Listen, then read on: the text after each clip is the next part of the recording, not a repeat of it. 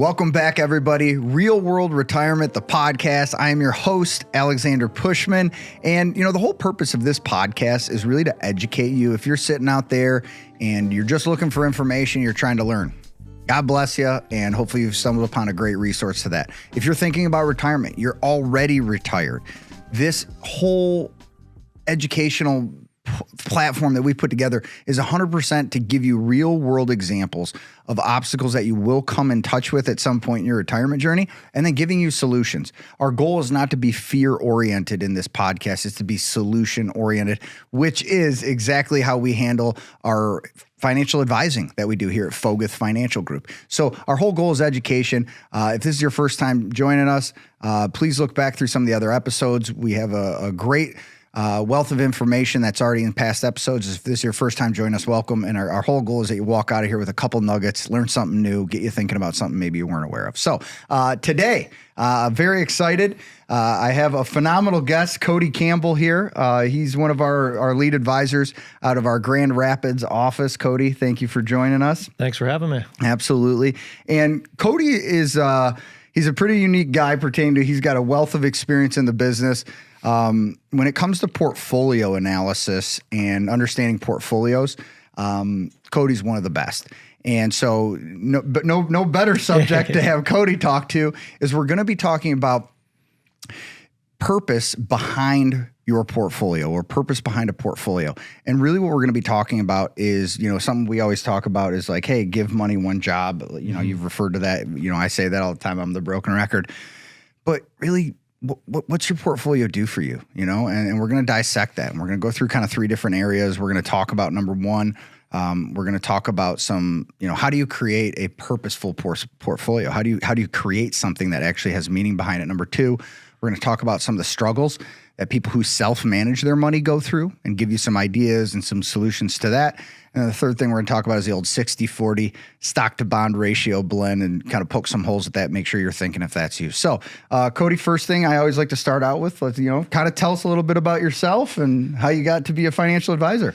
Of course. Yeah. I like to just say, I don't think there's a more perfect job, perfect career for myself. Given my personality, skill set, and what I enjoy doing. And I don't want to say I fell into the industry. Yeah. But it did take me about a year after college to actually pursue the financial services industry. And it was, kind of funny because at the moment I decided to do that, I met the woman of my dreams, my now wife and mother of our children. And she had a third grade teaching job lined up in Denver, Colorado. So I started my career in Denver, and I always felt this gravitational pull towards the equity markets, right? The charts and the day trading and the excitement around stocks. So I got my start at a big brokerage firm. Started at the bottom, taking 60 inbound phone calls a day, and really helping clients do everything and anything, from opening account types to moving money to placing trades. And it gave me a great experience, about the industry and how it operated. And, I got licensed right away, my 763. I was on an active trader overflow line. So, people would call in and I had to throw up charts, overlay the RSI and Fibonacci retracement and other technical analysis tools. So it was a great learning experience that I carry with me today. Absolutely. And this will tell you a little bit about me, but 7 months into the industry, I lost about a week of sleep trying to decide whether to pursue the CFA or the CFP. And these are two of the highest regarded designations Absolutely. In the industry, and very different designations. The CFA stands for Chartered Financial Analyst.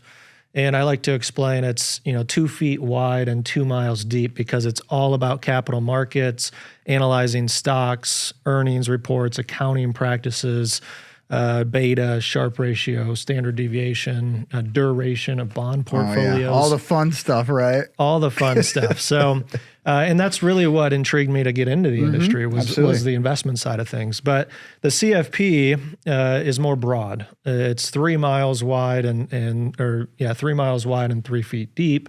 And it covers investment planning, insurance planning, tax planning, estate planning, and retirement planning. So the CFP, Certified Financial Planner, was ultimately the decision I made, and I've been a CFP now for almost 8 years. And it's really a perfect match between the investment world and actually bringing that knowledge and applying it to families' certain situations. Couldn't agree with you more. Right. So I was lucky enough at the age of 26 to get my first advising gig. Took over 188 households, 330 million of AUM. And it was a pure investment offering, right? Clients called in every quarter. They wanted my market outlook. We reviewed economic data, what's going on in the financial markets. Should we be making changes? Why do we have this fund manager over this fund manager? So it was really an offering where I was able to design, rebalance, and manage portfolios. But after my CFP, I wanted to have deeper conversations around estate planning and tax strategies. So I found a local firm in Denver, over 30 years experience, and got to tap into that planning expertise. But I also got to bring my investment knowledge, improve the portfolios of the firm, and ultimately help lead the investment committee of a almost $1 billion firm. No kidding. So, that brings me full circle to where we are today. My daughter was born in 2022. And so we spent 2 years really deciding if we should stay in Denver or move back to Michigan to be closer to family. And here I am in Michigan, which I found Foguth Financial Group, and I love it so far. Rest is history. That's right. Yeah. Joking around, the blessing, the curse of coming back to Michigan. Definitely. I also did the same. The only difference, where was your wife originally from? Fenton, Michigan. Okay, so she knew. She knew what she was getting into. I brought my wife up here. We met in Arizona. She was from Florida, Miami area. Never had a winter. Right. So real quick, I got to hear that side of the coin. Her first winter, she was not a happy camper. But anyway, the blessing and curse of Michigan, right? So, okay, well, appreciate you sharing the story for you yourself. And I think, again, you kind of alluding to it, you didn't really get into financial planning to go down into the tax planning, the income planning. You got into it pure for your passion of the investment side. And you have just a natural passion for that. But now you fast forward and you identified, hey, that's probably an important part of this puzzle. You go fix that piece, and now you're a very well-rounded advisor. But, I think there's nobody else that better to talk about this portfolio piece, for the record. Definitely. I have a blessing and a curse myself. If I enjoy doing something, I want to take learning it to mastery as fast and soon as possible. So, it's been great because there's, so much information out there and so many experiences. So, yeah, I have just over a decade-long career, and it's, really great to see my passion turn into applicable advice for families. Absolutely. And so let's kind of jump into the first, thing is, hey, creating a purposeful portfolio. What do you mean when you say that? If we kind of use this as our first key takeaway for people to be thinking about, kind of as a bullet point here, what do you mean by that? Creating a purposeful portfolio. What do you mean? Yeah, it's simply, what can my portfolio do for me, right? Where am I at? Where do I want to go, and how best to achieve that? And, I'll just kind of set some context here. If you're in the process of hiring an advisor or transitioning into retirement and you want to work with somebody, you can walk into the average advisor's office on the any street corner. Right. And this is exactly what's going to happen. Or for the majority of the industry, is they'll ask you some questions, ask you what you have, what you need from the portfolio. They'll run you a 90-page financial plan, confuse the heck out of you, but it shows that they're doing some sort of work. They'll run you a Monte Carlo analysis, tell you you have an 85% chance of success, whatever that means. And then they'll hand you a risk questionnaire. And based on your investment biases and experience and how you subjectively feel about the market at that point in time, you'll be more conservative or more aggressive. And then at the end of all that, they'll probably just put you in a 60-40 portfolio, right? And to me, there's got to be purpose behind it, right? You retire, the paycheck stops, right? And you have some sort of income gap, right? Whether it be 20 grand, 50 grand, 100 grand, whatever the need is, You need to design your portfolio to provide that income, continue to grow, but also have the confidence to last however long your retirement will last. Absolutely. And I know we've talked about this in the past too, but, kind of continuing this conversation of like, hey, giving your portfolio purpose to basically connect the dot with your lifestyle. Right. Right. And when you can be like, okay, that money there is for me to spend every year. That money has this job. That money has this job. Now everybody's got a job, and it's really simple for the client, whether they're super educated and they're engineers and they enjoy this and they like it, or they're the blue collar worker who hasn't cared about it. And they're just like, hey, I do it because I'm supposed to, and I'm not really comfortable with this. And again, I'm just making generalizations, but keep walking me down the path here because I know you got some good stuff. Yeah, definitely. So when we think about specifically that, that family or that person that's transitioning into retirement and they need income, to me, it's, like I kind of just said, it's when you're working, you're asking yourself, what can I do for the portfolio, right? You get the raise, you get the bonus, you get extra money. Should I invest this? What type of account should I invest it in? How should I invest it? But when you transition into retirement, you're really asking, what can my portfolio do for me, right? And you're saying, okay, how much can I spend? Because I think, a lot of people, and again, everyone's different set of values, family dynamics, right, absolutely. Bucket list items, things of that nature. But what is the maximum number I can spend per year, given my assets, with confidence I won't run out and not leave too much behind? Right? Because if you can spend it now, give it now, why wouldn't you want to see the Absolutely. blessings that you can give to your family or communities or church? So you have to have a framework or an approach, and I'll share with you mine. Perfect.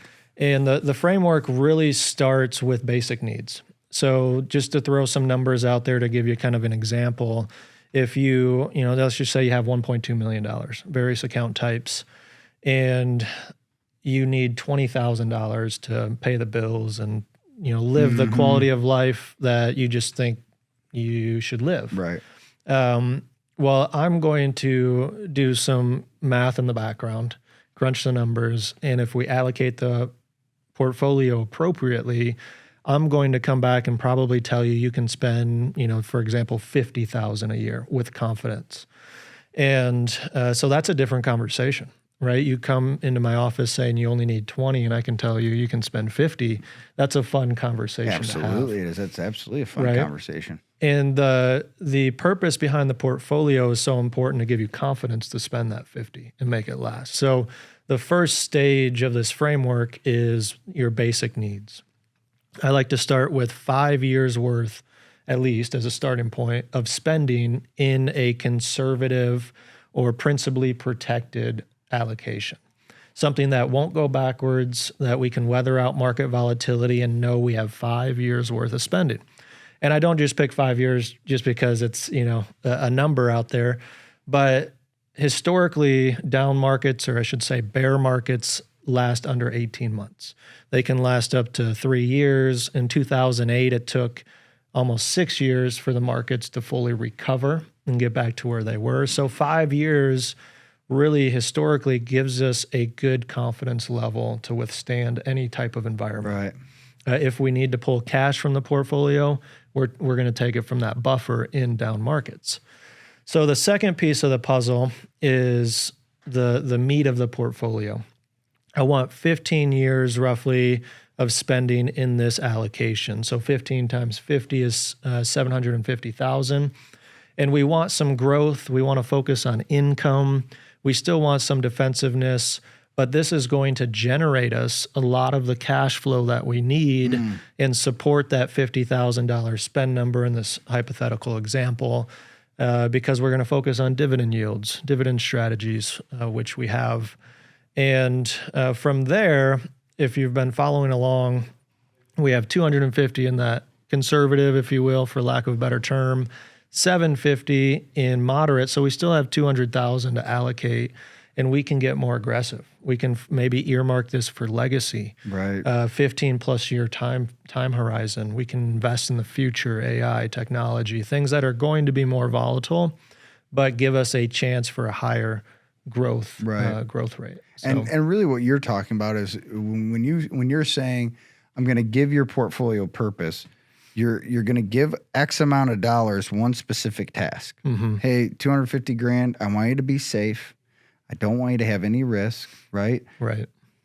Avoiding fees is always a benefit. But I really just need you to get, 4 to 6% a year, be safe, do your thing, which is then going to allow me the $750,000 bucket to be a primary income source outside of a bad year. Right. And then, hey, we got this other 200 grand. We're just going to go for long-term growth, right? And again, you're using an example, but that's a very well diversified. You gave everybody their job, and now it has purpose. Exactly. Yeah, and I use the analogy of teaching my 3-year-old how to ride a bike, right? It's a tough job right now, but she's starting to get the hang of it. But the very first thing I teach her is you have to wear a helmet, right? You have to be safe. And it's not only for protection, but it allows her to go faster on that bike, right? To take more risks because she has that safety in place. And that's why that buffer is so important, especially early in retirement. Right. Right. And that's where I use this analogy all the time too. My wife tells me from birth to age 8 is the most important time frame for a child's development. It's the same exact thing for retirement. Right. That first decade, market volatility is probably one of the biggest things that disrupts people's plans. Absolutely. Yeah, we talk about that all the time, right? It's like if you can avoid, who is it, the Warren Buffett, right? Right. Rule number 1, don't lose money. In retirement. And rule number 2. Don't forget rule number 1. Yeah, right. We joke around about on the podcast, but that's a great analogy. It's the same thing as kids, and scary statistic as a dad, though. I remember I was reading this article and I was saying that there's some crazy number, like 90% of the time you spend with your kids is before they're 12 years old. Wow. In their lives. I was like, I believe it. That's terrifying. But anyway, side note. So long story short, what you're really talking about when you say, okay, first main takeaway we want to push to the audience is you need to have purpose with a portfolio. And how do you create that? Well, you take X amount of money based on specific reasons. Like you said, hey, the reason it's a 5-year window is because we know if there's a bad market, right, we should be able to solve your income for 5 years. Right. That's where the 250 grand came from, saying you're going to spend 50,000 a year. The next bucket, the moderate money, right, where you may need some income, you may play a little defense, but we do want it to grow, is that's going to be your main primary source of income for retirement. And then the last piece is a growth piece. Okay, now we have diversification. Everybody's got their job. Now we've created Purposeful to connect back to your lifestyle. Exactly. Okay. Yep. And there's an important piece of, the managing the cash flow, right? In down markets, we're going to take from the different allocations and rebalance and replenish. So there's an active management piece to it. Great point. Also, I would say from a tax strategy standpoint, asset location is another big thing that I think is underutilized or not talked about a lot in the industry. And what I mean by asset location is, having your growth assets, if possible, in your Roth accounts. Yeah. Right? Your tax-free accounts. You want all that growth in that tax-free account. So the second option would be to have it in a brokerage account, right? You want more growth in the brokerage because capital gains more advantageous than ordinary income. You want some of the more conservative investments probably in your IRA because down the road, something called RMDs, required minimum distributions, are going to come pop up and create tax liabilities. So I think asset location is another important piece of the puzzle. Yeah, and I always joke around when I'm talking to like my clients or just random people. I'm golfing. They're like, "Oh, you're a financial advisor, right?" And I always make the joke on the podcast, like, "Here comes questions for 4 hours." But the type of money and the taxation of the money is such an important piece of the investment portfolio. It's like if you just ask somebody a simple question, "Hey, you got 30% gains on an account. Would you prefer to pay taxes on that or not?" Right. Well, no, I don't want to pay tax if I don't. Exactly. Then put it in your Roth, right? Right. And I love that. And that's a great point. Asset location, 100% is underutilized conversation in financial planning. Because if you ask somebody, "Hey, what's the difference between an IRA, a Roth, and a non-qualified dollar?" They're just staring at you. 9 out of 10 people, unless you're interested in this stuff and you're passionate about it. It's something really important. That's a phenomenal point. Anything else you would kind of add to this kind of creating purpose with your portfolio piece? Yeah, I think the backdrop of this design is to really get things in place because the market's going to have volatility, right? We know the market's going to go up and down, and if you structure your portfolio with this type of purpose, you can more easily, unemotionally be attached to the market fluctuations. Great so it's point. going to keep you in your seat longer, and we've seen historically over time. Have that pay off over a 10, 15, 20-year time frame, right? Absolutely. So, Okay. So that was a perfect tee up for the record for our second bullet point, which is struggling or the struggles we identify with people who self-manage their assets in retirement, right? Mm-hmm. So you're a do-it-yourselfer, if you will, and there's nothing wrong with that. No. Nothing wrong with that. What are some of the things that you would say would be quote-unquote issues that you've identified, maybe giving some people some tips who are self-managers out there? Yeah, I think the two biggest things are just the education and knowledge and the time that it takes to do this yourself, right? You not only have to know all the different investment types, investment account types, tax strategies, and let's just say you have that understanding and the time. The second piece of it is managing your own emotions, right? You're retired, the paycheck stops, you're looking at your life savings, and April happens, right? Markets go down 15, 20%, and you're sitting alone in your home office really battling with, am I making the right decisions? Should I hold it? Do I sell it? Yeah. Right? Yeah. And you don't have a sounding board. You don't have anybody there other than yourself to control your emotions. So those are the two biggest things where when I see people come into my office and say that they're do-it-yourselfers, they're going to struggle with that at some point in retirement. Yeah, and it's like what I would say also is I'd encourage the audience, if you're listening right now or if you're watching the podcast, that if you're somebody out there who, number one, you don't really understand how your portfolio is set up. It's just in this, I don't know why, this is just what I was told, and you don't have that kind of peace of mind, that purpose with your investments or your portfolio, please reach out to us. When Cody said, hey, Alex, I'll do the podcast, I thought he was one of the best guys to do the portfolio side, just because, again, his rich information and education pertaining to the CFP, understanding portfolios, why he got into the business. So if you're sitting out there and you're like, hey, I don't know why I'm invested the way I am. I'd like to understand if this is the right thing or not the right thing on the specific creating a good portfolio that has purpose. Cody's a phenomenal resource. Cody, if you don't mind, what's the best way somebody should get a hold of you? Email, questions, call in to the office, what works? Yeah, all the above. C. Campbell at foguthfinancial.com, Team Campbell at Foguth Financial. Call the office. Yeah. Any of those avenues. Perfect. And again, if you're somebody listening, you can comment, you can engage with us on social media if there's a specific question. But if you're sitting here thinking, I don't have a portfolio that I have any purpose, or I don't really understand how much I can or can't withdraw, whatever those questions are, absolutely reach out to us. Number two, if you're somebody self-managing and you'd like to have your investments looked at, hey, how do I pay fees?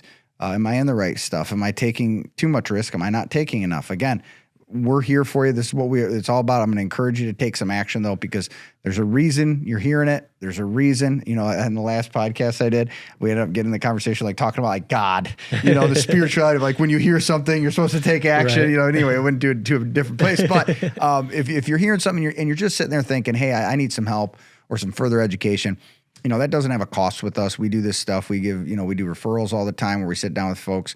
We don't charge nothing to give you our take and give you recommendations. So just as a good expectation, if you're out there having some thoughts of saying, that sounds like me, please engage with us. So what else would you talk about pertaining to the people who self-manage? Because you said something really important that I think, I just like to put an emphasis on, which is the discipline. Yeah. The discipline you have to have when things get bad. Right. Everybody says they're a risk taker until the market's down 20%. Right. You know what I mean?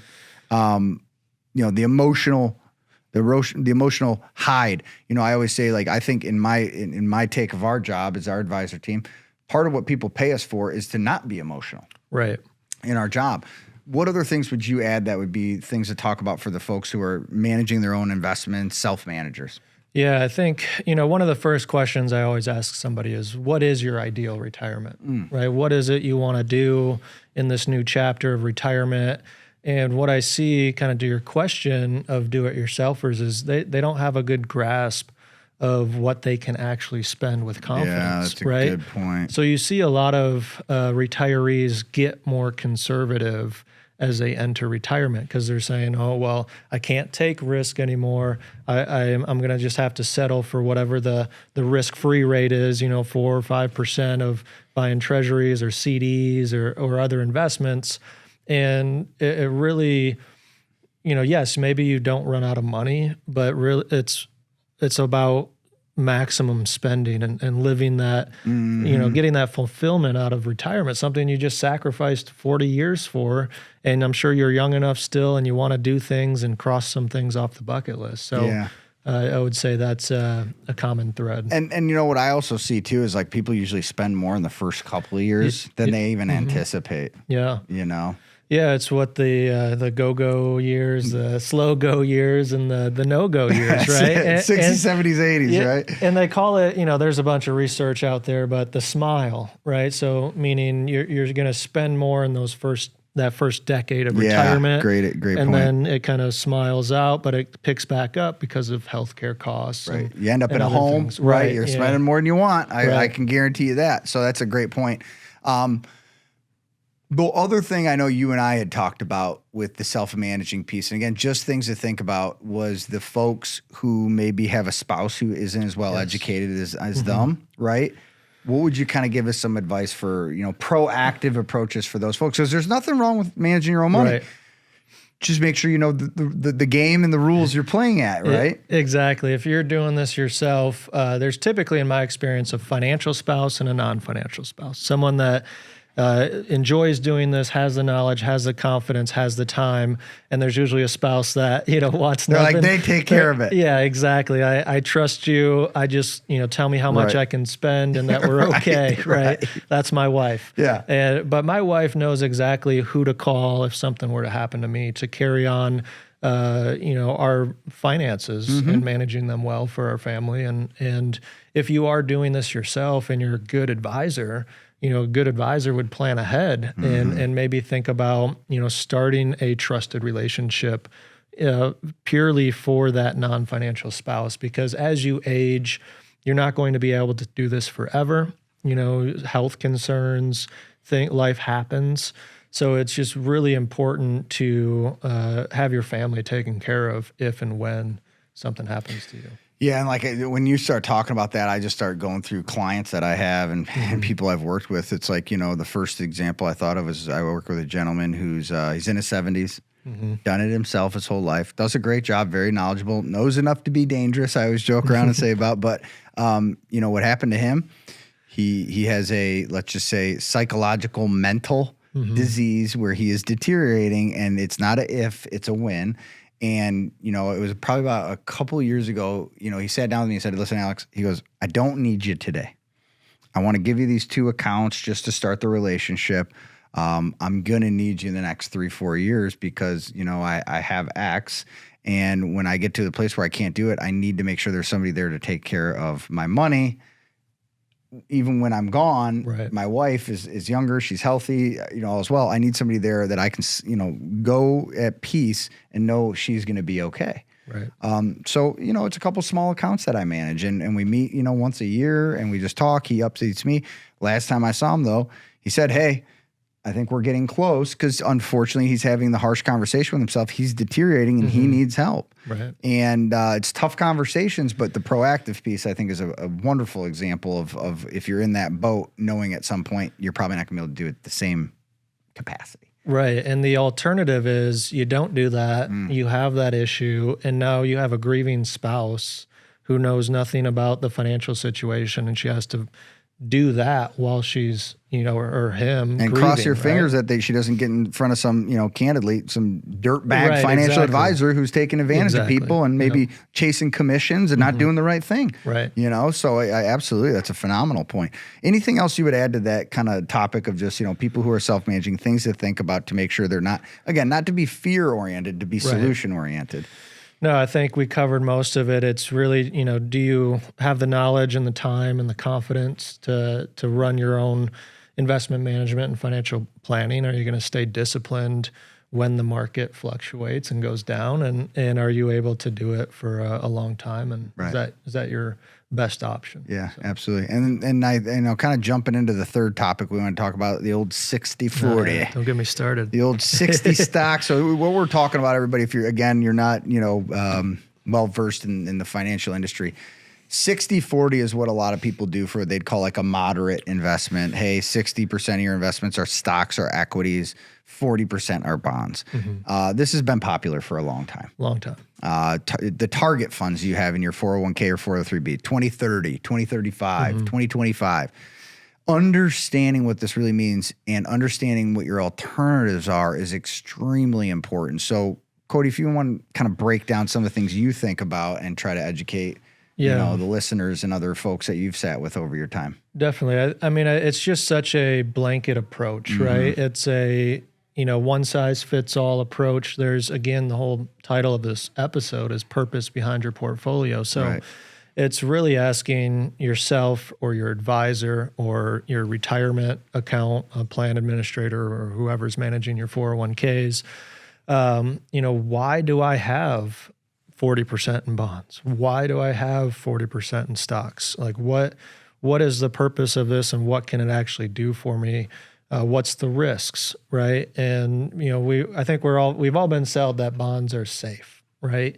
And what's the rule of thumb? Like subtract your age from 100, and that's how much you should have in stock or something. Yeah. I think a bond salesman came up with that, right? Because it just increases your bond exposure as you you age. But but really, the biggest thing is when we talk about risk, right? We talk about diversification. That's why the framework that I illustrated earlier, it's important to have that principal protection, that conservative bucket, that purpose behind your portfolio, because bonds have risk too, right? I mean, interest rates above 3%, inflation above 3%, bonds become very correlated to stocks on the downside. We saw that in 2022. Right. Who knows? We'll probably see that again, depending on where inflation and rates go. Right.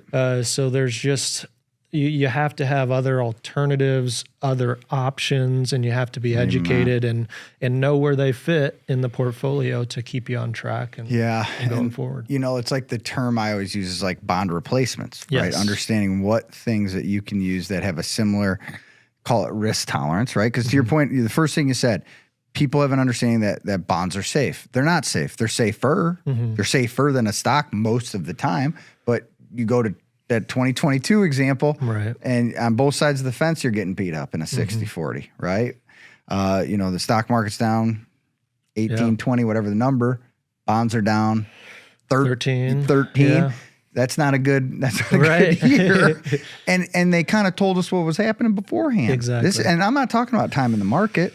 I'm talking about if you are a well-educated person when it comes to economics, kind of 101, if you will, and you're in a seat like Cody and you're in a seat like me, they say, hey, we're going to raise interest rates. It's December of 2021. They say, we're going to raise interest rates 6 times.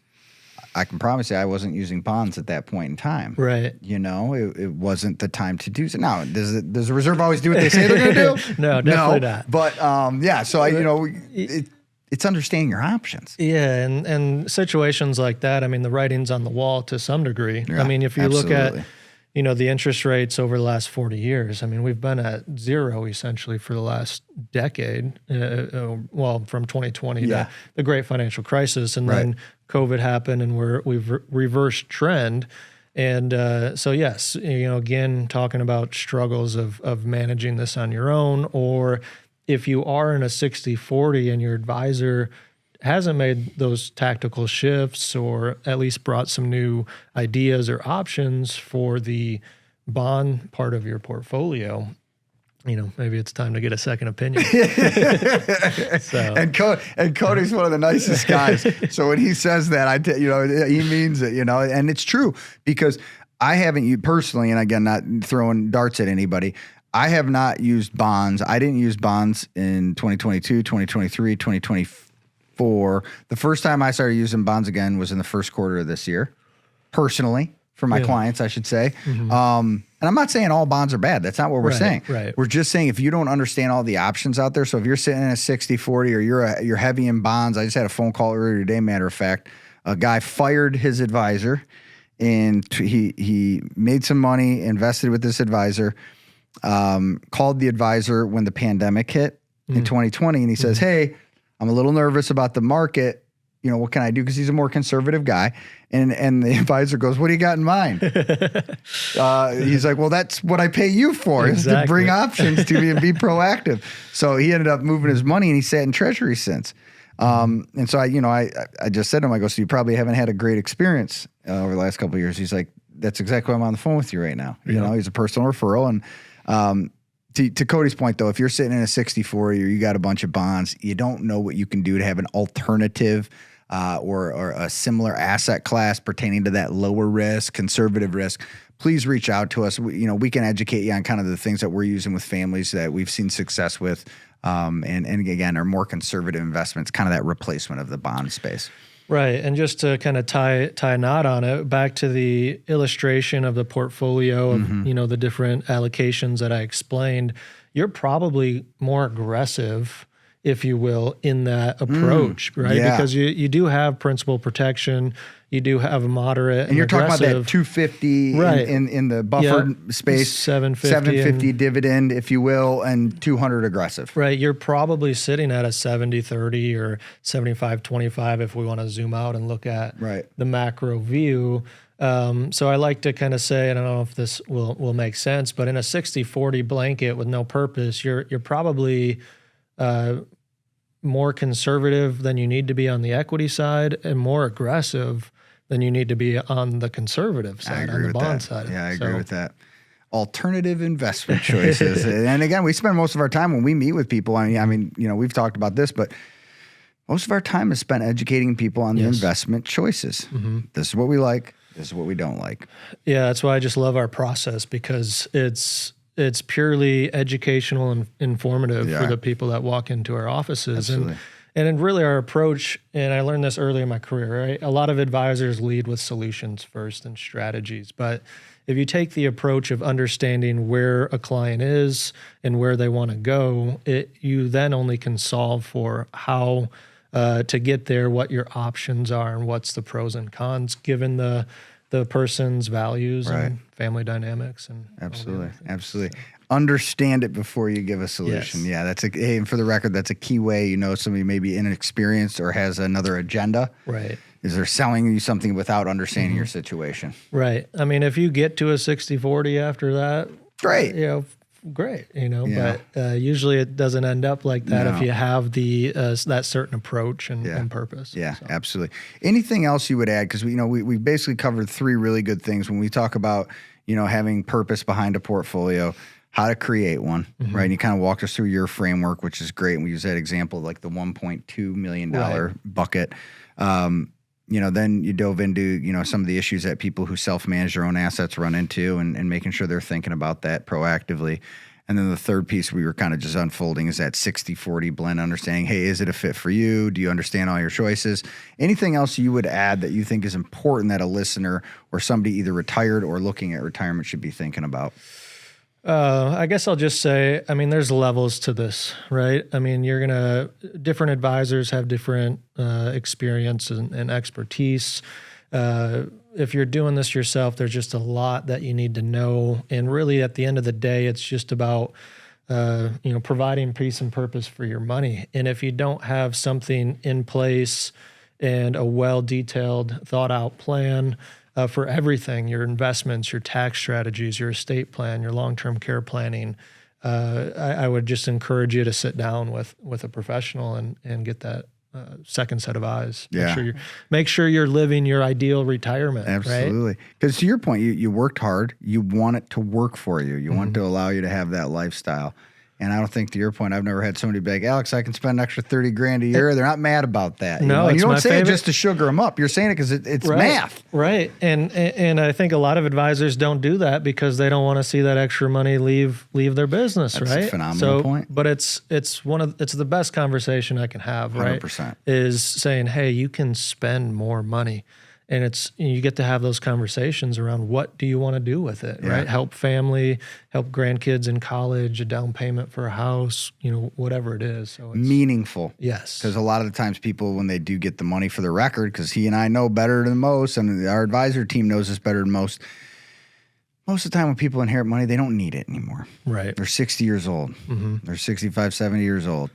They're already established. They've already done the work. When do you need to help people? Well, usually when they're 30, they're 40. Right. Maybe, kids getting into your grandchild starting college, right?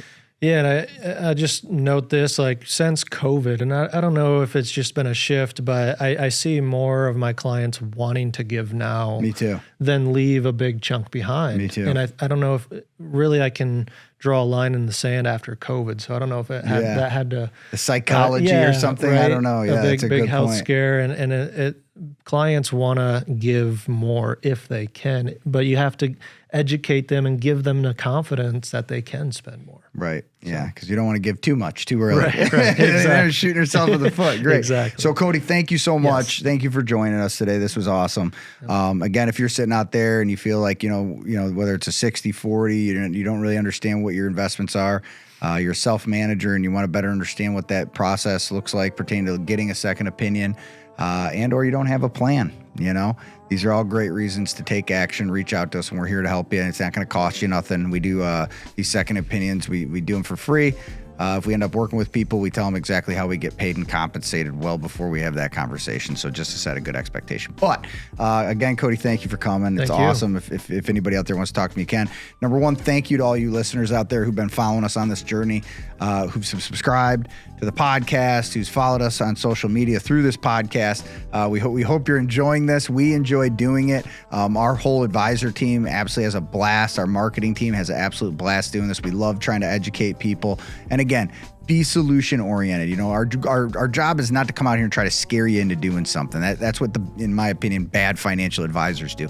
A good advisor is going to educate you, just like Cody was talking about, let you know what your options are and help you make an informed choice. And that's always our goal. So I hope you're enjoying this. If you're first time joining us and listening in, please make sure you subscribe.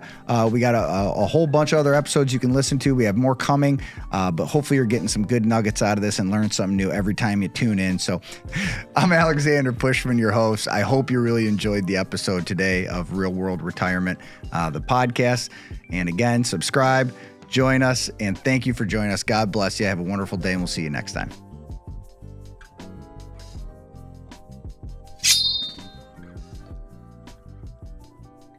Advisory services provided by Focus Wealth Management LLC, an SEC registered investment advisor. For additional information, visit advisorinfo.sec.gov and search 327-434.